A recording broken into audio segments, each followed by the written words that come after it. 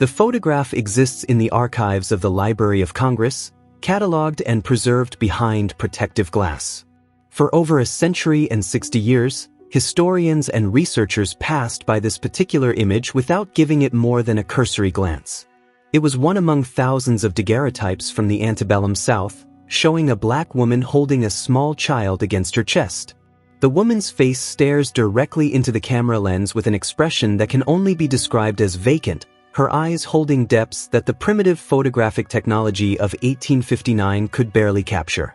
The child, no more than 2 years old, appears to be sleeping or perhaps simply too young to understand the significance of the moment being preserved in silver and glass.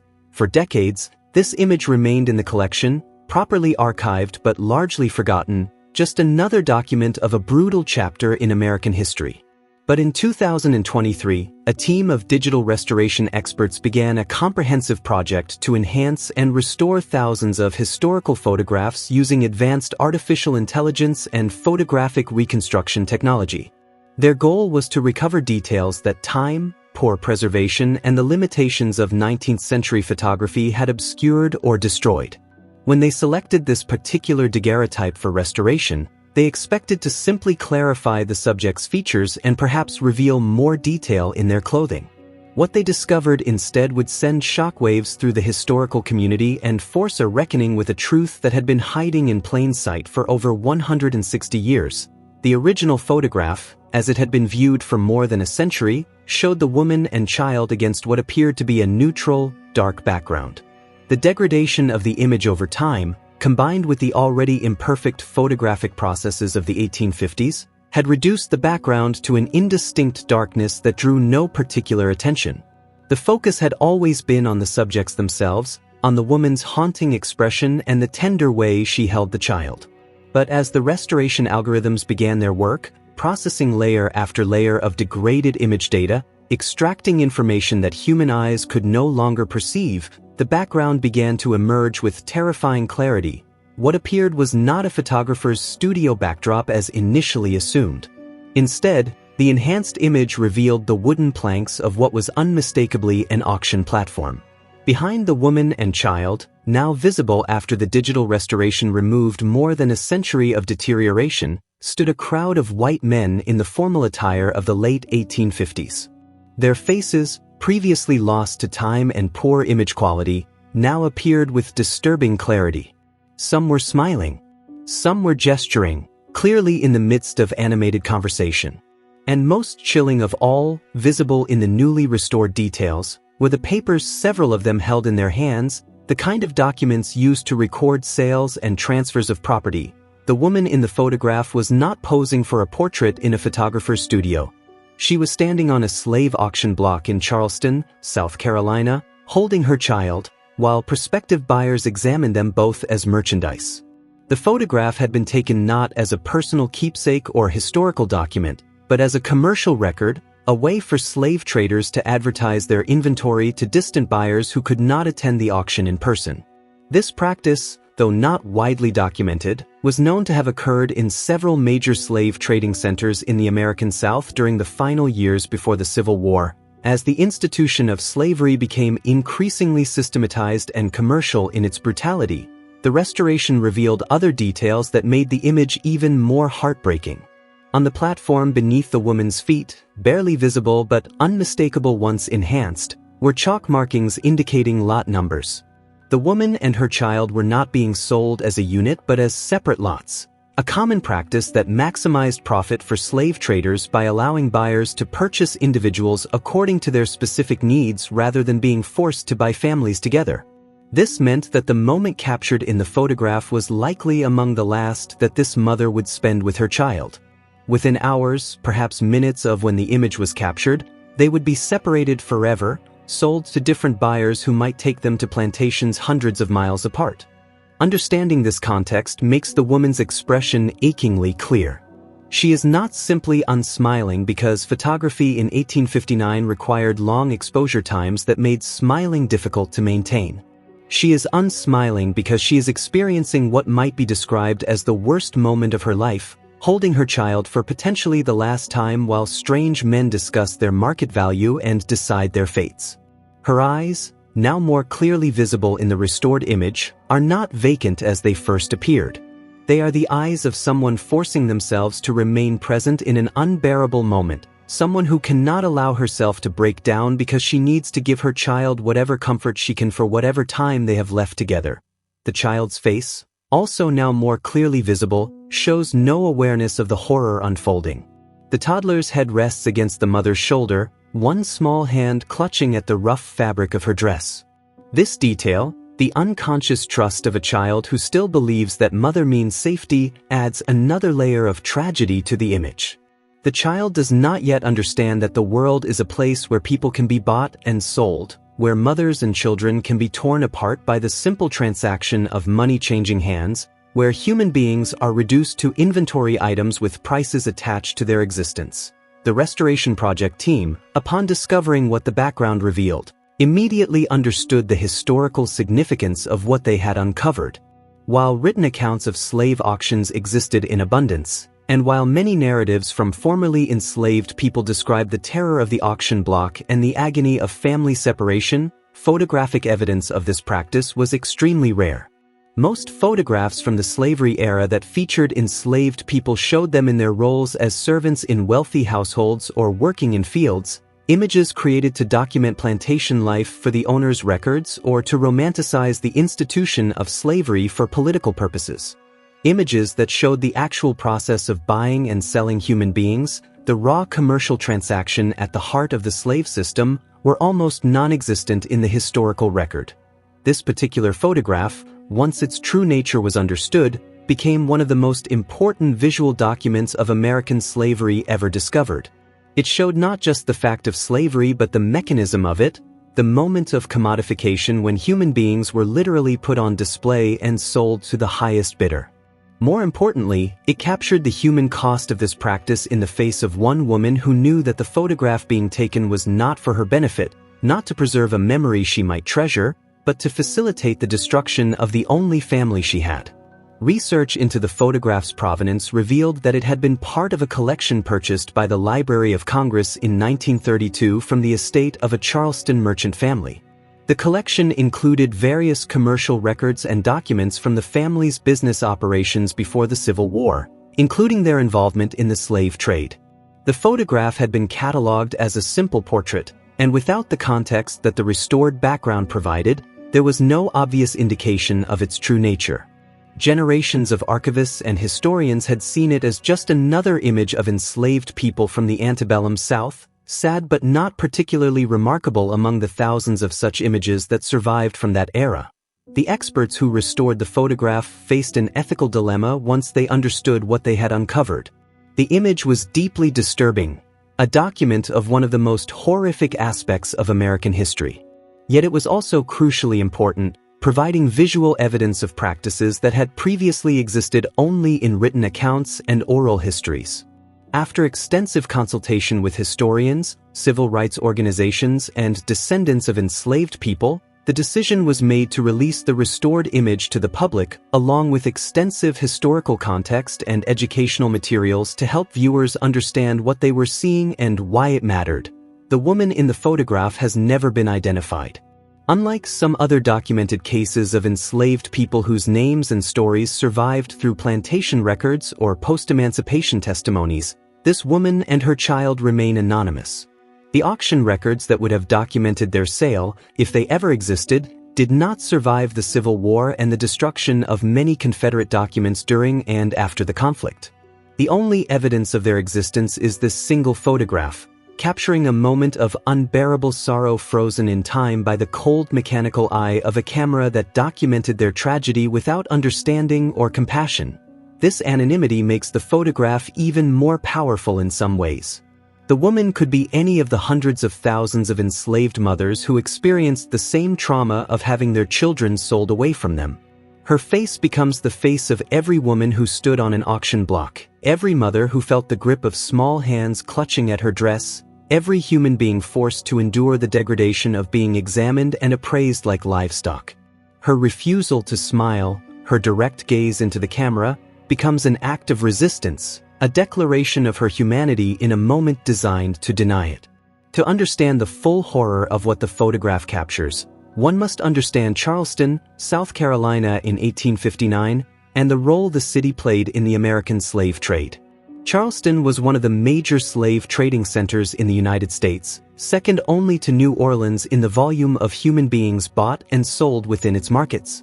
The city's economy was deeply intertwined with the institution of slavery, from the rice and cotton plantations that surrounded it to the urban households where enslaved people worked as domestic servants, craftspeople, and laborers of every description. By 1859, the debate over slavery had pushed the nation to the breaking point. The previous decade had seen increasing tensions between northern and southern states over the expansion of slavery into new territories, culminating in violent conflicts like the battles in Bleeding, Kansas, and John Brown's failed raid on Harper's Ferry just months before this photograph was taken. South Carolina, more than any other state, had positioned itself as the defender of slavery and states' rights, with Charleston serving as the intellectual and commercial heart of the pro-slavery movement. The city's newspapers, its politicians, its merchants and plantation owners all vigorously defended the institution that made their wealth and social position possible. The slave market in Charleston operated with brutal efficiency. Unlike the romanticized image of slavery that its defenders promoted publicly, the actual business of buying and selling human beings was conducted with cold commercial logic. Enslaved people were sorted and categorized by age, sex, and perceived abilities.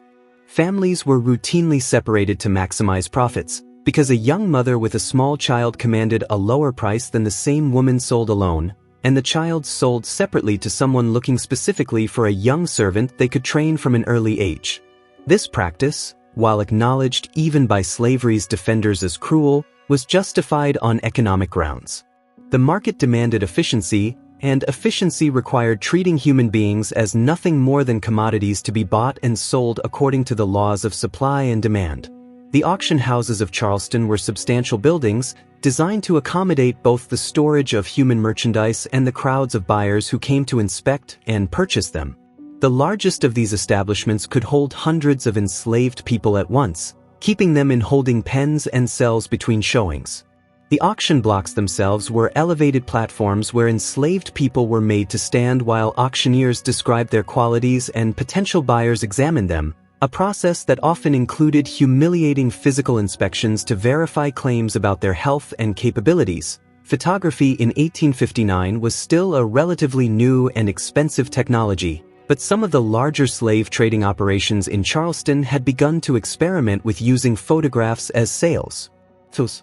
The daguerreotype process, while requiring long exposure times and producing only a single image on a metal plate, created remarkably detailed pictures that could be sent to potential buyers in other cities or even other countries.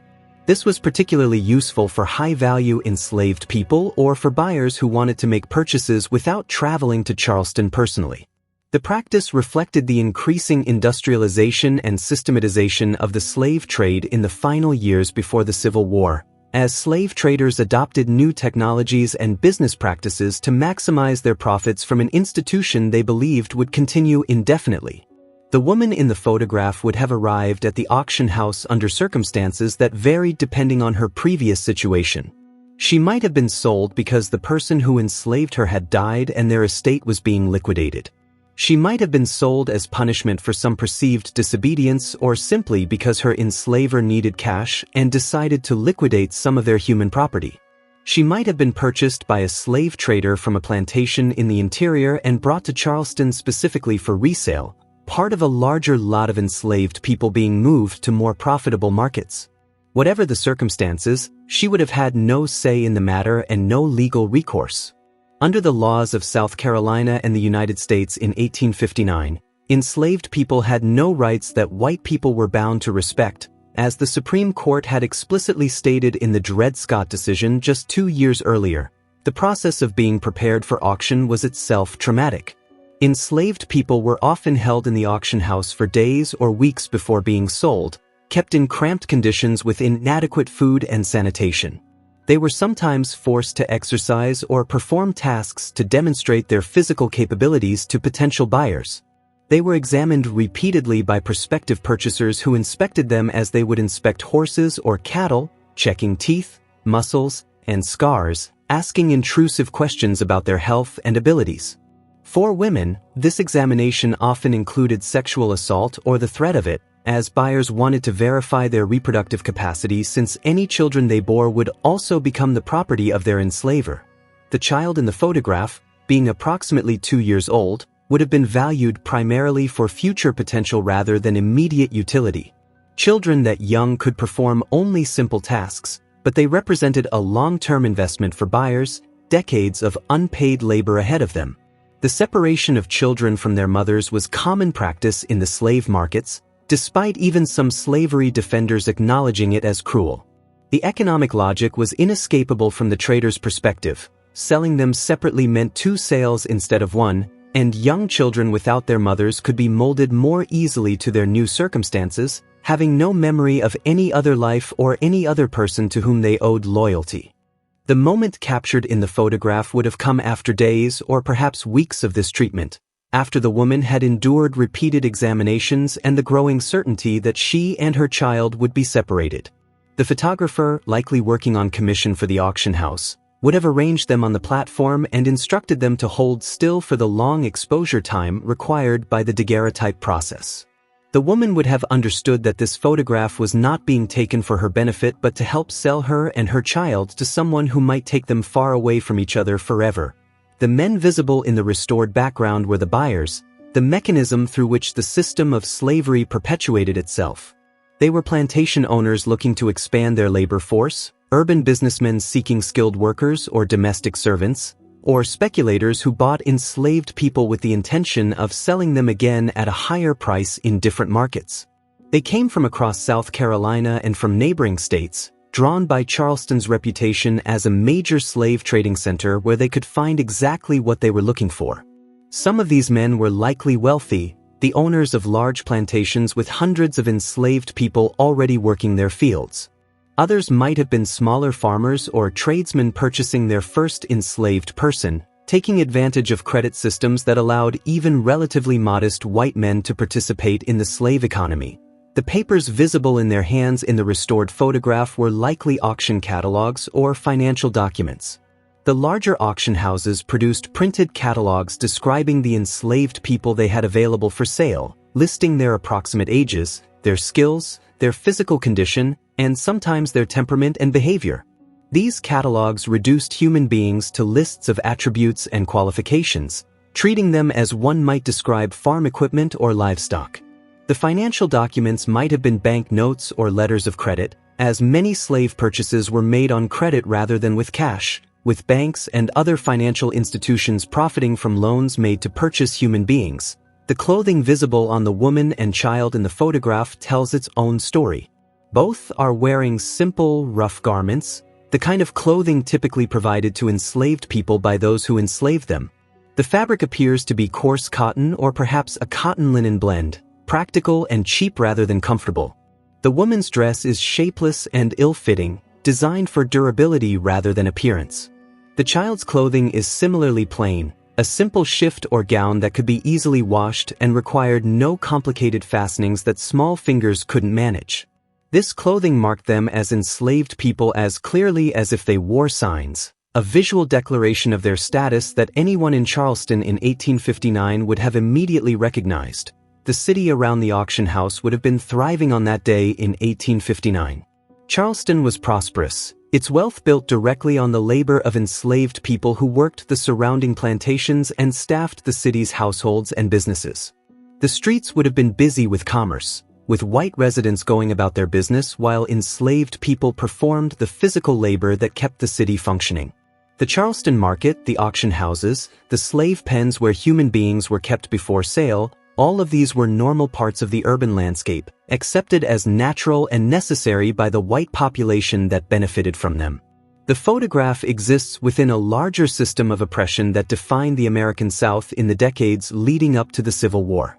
Understanding why the woman in the photograph did not smile requires understanding not just that moment on the auction block, but the entire structure of slavery that made that moment possible and routine. Slavery in the United States by 1859 had evolved into a highly systematized form of racial capitalism, with laws, customs, and economic structures all designed to maintain and perpetuate the enslavement of black people for the profit of white people. The legal framework of slavery in South Carolina and other southern states denied enslaved people any recognition as human beings with rights. They could not marry legally, though some enslaved people formed lasting partnerships that they and their communities recognized as marriages. They could not own property. They could not testify in court against white people. They could not learn to read or write, as laws across the South prohibited teaching enslaved people literacy for fear that education would make them harder to control. They had no right to their own bodies, to the fruits of their labor, to their children, or even to their own names. Everything they were and everything they had belonged to the people who enslaved them. The economic logic of slavery was straightforward and brutal. Enslaved people represented wealth that could be bought, sold, inherited, and used as collateral for loans. A plantation owner's wealth was calculated not just in land and crops but in the number of people they enslaved. Banks and other financial institutions throughout the United States, including in northern states where slavery had been abolished, profited from slavery by making loans secured by enslaved people as collateral. Insurance companies wrote policies protecting enslavers from the financial loss if their enslaved people died or escaped. The entire economic system of the United States in the first half of the 19th century was deeply entangled with slavery, with northern textile mills depending on cotton grown by enslaved people, northern ships carrying enslaved people and slave-grown products, and northern financial institutions providing the capital that made the expansion of slavery possible. The systematic separation of families was one of the most devastating aspects of this system. While slavery's defenders sometimes claimed that enslavers were like benevolent fathers caring for childlike dependents, the reality was that enslaved people were bought and sold according to economic calculations with no regard for family bonds. Studies of surviving plantation records and slave sale documents suggest that as many as 1/3 of enslaved families in the Upper South were broken up through sale during the antebellum period. Children were routinely sold away from parents, husbands and wives separated, siblings divided. These separations were not occasional tragedies but regular occurrences, an inherent feature of a system that treated human beings as property that could be liquidated or redistributed according to the financial needs or desires of enslavers. The trauma of family separation permeated every aspect of life for enslaved people. Parents lived with the constant knowledge that their children could be sold away at any moment. Enslaved people who managed to form romantic partnerships did so knowing that their relationships had no legal protection and could be ended instantly if one or both partners were sold. The uncertainty was itself a form of psychological torture, a constant background threat that made it difficult to form the stable emotional bonds that are fundamental to human well-being. Even when families managed to stay together, they did so only at the whim of their enslavers, with no guarantee that their luck would continue. The woman in the photograph lived within this system, and it shaped every moment of her life leading up to the instant captured by the camera. She would have grown up knowing that her own mother might be sold away from her, that she herself might be sold at any moment. If she had formed a romantic partnership with the child's father, she would have known that relationship had no protection, that they could be separated at any time. When her child was born, she would have experienced the joy of motherhood shadowed by the knowledge that she had no legal claim to her own child, that this baby she carried and nursed and loved belonged not to her but to whoever enslaved them both. The psychological impact of living under such conditions is difficult for those who have never experienced it to fully comprehend. Modern psychological research on trauma suggests that the constant threat of devastating loss, combined with absolute powerlessness to prevent that loss, creates a state of chronic stress that damages both mental and physical health. Enslaved people developed various strategies for coping with this trauma. Some tried to avoid forming deep emotional attachments, protecting themselves from the pain of loss by not allowing themselves to love too deeply.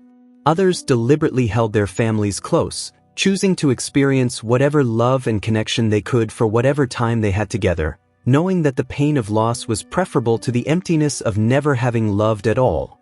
The woman in the photograph appears to have chosen the latter path. The way she holds her child in the image, with the toddler's head resting against her shoulder and one of her arms wrapped protectively around the small body, speaks to deep maternal love.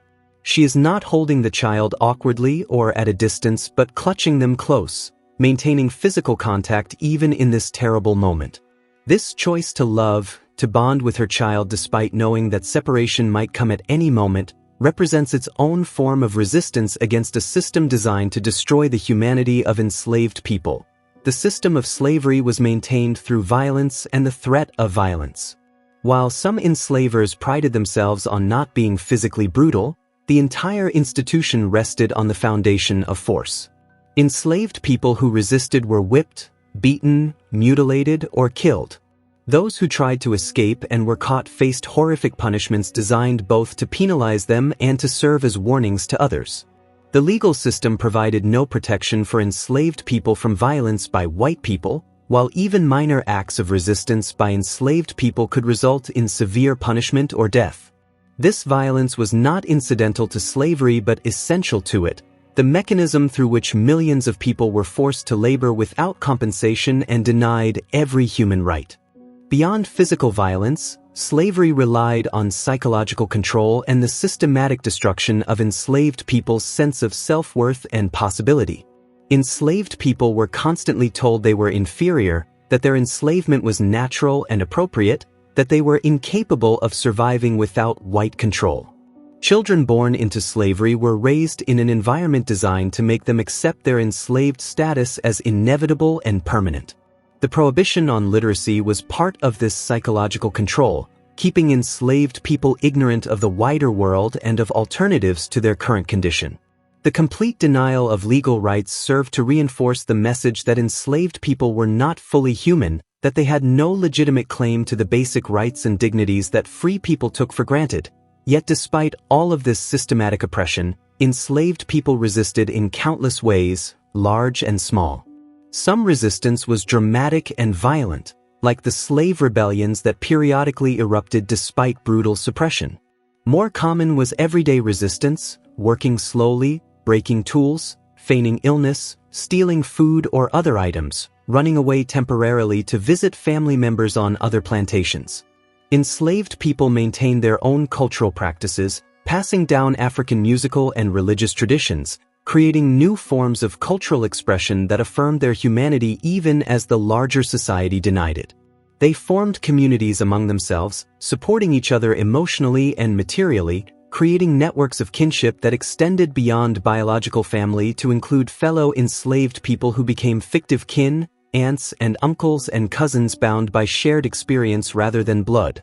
The woman in the photograph was part of this larger community of enslaved people, and she would have drawn on whatever support networks she had as she faced the auction block. If she had been held in the auction house for any length of time before being sold, she might have formed connections with other enslaved people awaiting sale, sharing food or comfort or simply the acknowledgement of shared suffering. If she had been allowed any contact with enslaved people working in Charleston, she might have received some kindness from them, small acts of solidarity that reminded her she was not alone. But ultimately, she faced this moment alone, holding her child and knowing that separation was coming and that there was nothing she could do to prevent it. The restored photograph captures a moment of absolute powerlessness. The woman stands on the auction block, surrounded by men who are deciding her fate and her child's fate without any regard for her wishes or her humanity. She cannot refuse to participate in the auction. She cannot argue or negotiate. She cannot protect her child. All she can do is stand there, holding her toddler, while the machinery of slavery grinds forward around her. Her unsmiling face, her direct gaze into the camera, becomes in this context an extraordinary act of resistance. She refuses to perform happiness or contentment for the camera. She refuses to make herself palatable to the buyers examining her. Her expression says clearly that she is experiencing something terrible, and she will not pretend otherwise even though she has no power to stop what is happening. The photograph survived because it was kept as part of a slave trader's business records, preserved not out of respect for the people it showed but because it represented a transaction, evidence of inventory that had passed through the Charleston slave market. For over 160 years, it sat in archives, its true nature obscured by the degradation of the image and by a broader cultural amnesia about the specific mechanisms of slavery. American history has long struggled with how to remember and teach about slavery, often sanitizing or minimizing its horrors in ways that make it easier for people to accept that such a system existed in their country's past. The restoration of this photograph in 2023 came at a moment when the United States was engaged in intensive national debates about how to remember and reckon with the history of slavery and its ongoing legacy. The previous decade had seen increased attention to systemic racism, to the ways that slavery's legacy continued to shape American society more than 150 years after its legal abolition. The Black Lives Matter movement had brought national attention to ongoing racial injustice, sparking conversations about police violence, mass incarceration, wealth inequality, and other ways that the historical oppression of Black Americans continued to affect the present. The discovery of what the photograph truly showed added an important piece of evidence to these conversations. Written accounts of slave auctions existed in abundance, including narratives from formerly enslaved people who described the trauma of being sold or of having family members sold away from them. But visual evidence was rare, and this photograph provided something that written accounts could not: a direct look at the moment of sale, at the faces of both the enslaved people being sold and the white men buying them. It was impossible to look at the restored image and maintain any comfortable myths about slavery being anything other than what it was: a brutal system of human commodification that destroyed families and denied the humanity of millions of people. The release of the restored photograph sparked intense public response. Some people saw it as an important educational tool, visual evidence that made the reality of slavery undeniable. Others argued that circulating such a traumatic image risked re-traumatizing Black Americans by constantly exposing them to images of their ancestors' suffering. Museums and educational institutions debated how to present the photograph in ways that respected both its historical importance and the dignity of the people it depicted. Civil rights organizations and descendants of enslaved people were consulted about appropriate ways to share and contextualize the image, leading to the development of extensive educational materials that accompanied any public display of the photograph. One recurring theme in discussions about the photograph was the question of the woman's identity and what happened to her and her child after the auction. Researchers attempted to trace them through plantation records and other historical documents, but the gaps in the historical record proved insurmountable. Millions of enslaved people passed through the American slave system, and most of them left behind no documentation beyond occasional entries in plantation ledgers or sale documents. The woman and child in the photograph joined the ranks of the historically anonymous, their names and individual stories lost to time even as this one image of them survived. This anonymity has both costs and benefits. The cost is that we cannot know their specific story, cannot trace what happened to them after they were sold, cannot determine whether they ever saw each other again after the auction or whether they lived to see freedom come with the end of the Civil War. The benefit is that they become representative of millions of other enslaved people who experienced similar traumas, their image standing in for all the mothers who had children sold away from them, all the families destroyed by slavery's brutality. Every Black American descended from enslaved people has ancestors who experienced some version of what the woman in the photograph experienced, and many viewers of the restored image reported feeling deep personal connection to her, seeing in her face echoes of their own great-great-grandmothers who survived similar traumas. The restoration also raised important questions about the role of technology in uncovering historical truths. The artificial intelligence and digital enhancement techniques that revealed the background in the photograph represented cutting-edge technology, tools that allowed researchers to recover information that had been considered permanently lost. Similar techniques have been applied to other historical photographs, revealing details that change our understanding of past events. This raises the possibility that many other images in historical archives might contain hidden information that could reshape our understanding of history if properly analyzed. At the same time, the restoration highlighted how much of history remains inaccessible. For every photograph that survives, thousands of moments passed unrecorded. The vast majority of enslaved people were never photographed at all, their appearances and experiences preserved only in written descriptions or not preserved at all. The millions of family separations that occurred under slavery left behind little documentation, as slave traders saw no need to record the emotional devastation they caused. The voices of enslaved people themselves were systematically suppressed, with literacy prohibited and with most formerly enslaved people too busy surviving after emancipation to write detailed accounts of their experiences.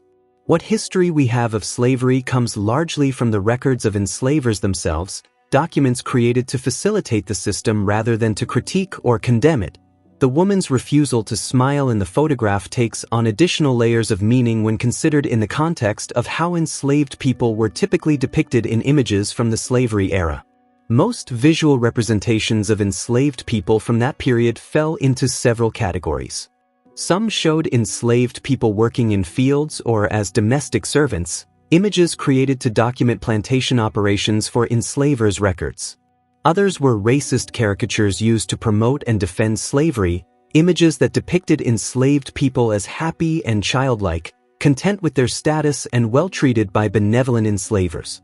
Still others were abolitionist images designed to generate sympathy for enslaved people and support for abolition, often showing enslaved people in postures of supplication or suffering. What almost never appeared in photographs from the slavery era were images that showed enslaved people as they actually were, as complex human beings experiencing the full range of human emotions including anger, grief, and resistance. The woman in this photograph, with her unsmiling face and direct gaze, presents something rare in the visual record of slavery: an enslaved person refusing to perform for the camera, refusing to make herself agreeable to the buyers examining her, insisting on her humanity even in a moment designed to deny it. This refusal is all the more powerful because it seems almost certainly unintentional. She was not posing for posterity or trying to send a message to future generations. She was simply experiencing a terrible moment honestly, and that honesty was captured by the camera and preserved for over a century and a half. Modern viewers of the restored photograph often report being struck by the woman's eyes, by the directness of her gaze into the camera. There is something uncomfortable about meeting the eyes of someone experiencing such profound trauma, something that forces viewers to confront the reality of what they are seeing rather than being able to view it as an abstract historical fact. This discomfort is important and valuable. It prevents the photograph from becoming just another artifact, just another piece of historical documentation that can be examined dispassionately. The woman's eyes demand recognition of her humanity, demand acknowledgement that what is happening to her is a terrible injustice, demand that viewers not look away or minimize what they are seeing. The photograph also serves as a reminder of the long-term impacts of slavery on American society.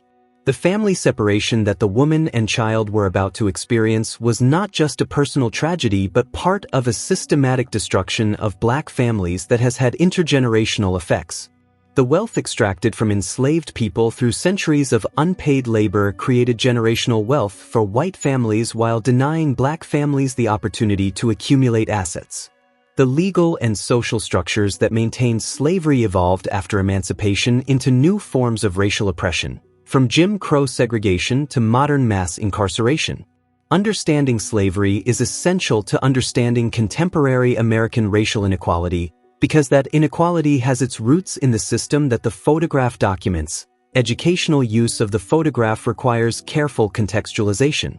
Simply showing the image without explanation risks reducing it to voyeuristic suffering or allowing viewers to treat it as merely shocking rather than as evidence of systemic injustice. Effective educational use requires providing historical context about slavery, about the specific practice of family separation, about Charleston's role in the slave trade, and about how the system of slavery was maintained through law, violence, and economic structures. It requires discussing the ongoing legacy of slavery and helping viewers understand connections between past injustices and present inequalities. Most importantly, it requires centering the humanity of the people depicted, treating the woman and child in the photograph not as abstract victims but as complex human beings who deserved far better than what they experienced. The photograph has been incorporated into museum exhibitions about slavery, into educational curricula, into books and articles about the history of photography and the history of slavery. Each use represents a choice about how to remember and honor the people it depicts, how to ensure that their suffering is not forgotten while also not reducing them to nothing but their suffering. The woman had a life before the moment captured in the photograph, had personality and preferences and dreams that we will never know about. The child had potential that may or may not have been realized depending on what happened after they were sold. Remembering them fully means acknowledging both the specific trauma of the auction and the larger context of their lives as human beings who deserved freedom and dignity. In the end, the power of the photograph lies not just in what it shows but in what it asks of viewers. It asks us to witness an uncomfortable truth about our shared history. It asks us to recognize the humanity of people who were systematically dehumanized. It asks us to understand that the prosperity of the United States was built in part on the stolen labor and destroyed lives of millions of enslaved people. It asks us to consider how the legacy of this history continues to shape our society today. And most fundamentally, it asks us to see one woman holding one child on one terrible day in 1859, and to understand that her experience was not unique but was repeated countless times across the decades of American slavery, each repetition representing another human tragedy, another family destroyed, another person forced to endure the unendurable. The woman did not smile because there was nothing in that moment to smile about. She did not smile because she was standing on an auction block holding her child for possibly the last time. She did not smile because she was being sold as property while men discussed her value and decided her fate. She did not smile because she was experiencing one of the worst moments any parent can imagine, and she refused to pretend otherwise. Her unsmiling face, preserved across the centuries, stands as testimony to the brutal reality of slavery and as a challenge to anyone who would minimize or forget what millions of people endured. The restored photograph gives us the gift of seeing that moment clearly, of understanding what we are looking at, and with that gift comes the responsibility to remember, to learn, and to ensure that such injustices never happen again.